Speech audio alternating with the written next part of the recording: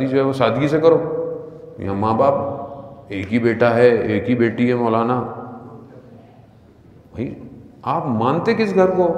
नहीं, वहाँ कितना मानना है? सिर्फ हदीस कैसा होगी मौलाना घर में मिलाद में, बहुत हुआ तो वो कसीदा चल जाएगा, बीवी के साथ है अली की शादी पर, यही होता है। और इससे ज़्यादा क्या आप मानते हैं? बाकी सब अपनी मर्जी। अज़्ज़ाने मोहतरम, आप अब ये देखिए ना, तज़ाद है। फिर हमारी ज़िंदगियाँ ख़राब होती हैं।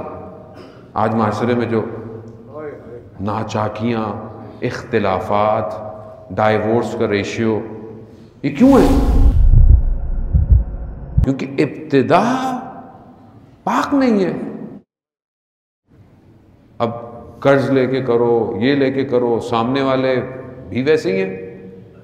वो बेटे का रिश्ता लेने जाएंगे तो पता नहीं बेटे को पढ़ाया था, पता नहीं क्या किया था, सारा बेटी वाले घर वालों से लेंगे। माशरा ऐसा हो गया है। और फिर खुदा ना खास्ता कोई बेचारी गरीब आ जाए तो सारी ज़िंदगी ताने। आप खुद सोचे ना कि हम जिस माशरे में रहते हैं उसकी हकीकत ये है, और मानते हम किनको है कि नया लिबास दे दिया। रसूल खुदा हज़रत मोहम्मद मुस्तफ़ा आए, तशरीफ़ लाए, बेटी को देखा तो लिबास पुराना पहनी हुई। कहा बेटी नया लिबास? कहा बाबा साहिल आया दे दिया। कहा बेटी पुराना दे देती।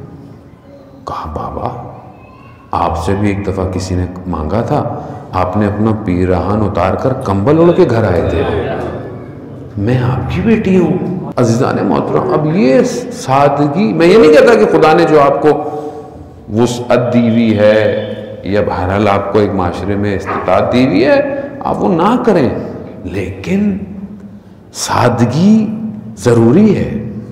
जितना आप सादगी से करें, आपके पास बहुत ज़्यादा पैसा है तो आप उन पैसों से कई और लोगों की शादियां करवा दें भाई। कोई, क्योंकि मुश्किल ये है कि हम लोग दुनियावी, मैं अपनी बात आपको खुदा ना खास्ता दुनियावी हो गया हूँ। क्यों हो गया हूँ? हर चीज़ का फ़ायदा क्या है? क्या फ़ायदा होगा अगर किसी की मदद कर दें, किसी की हेल्प कर दें?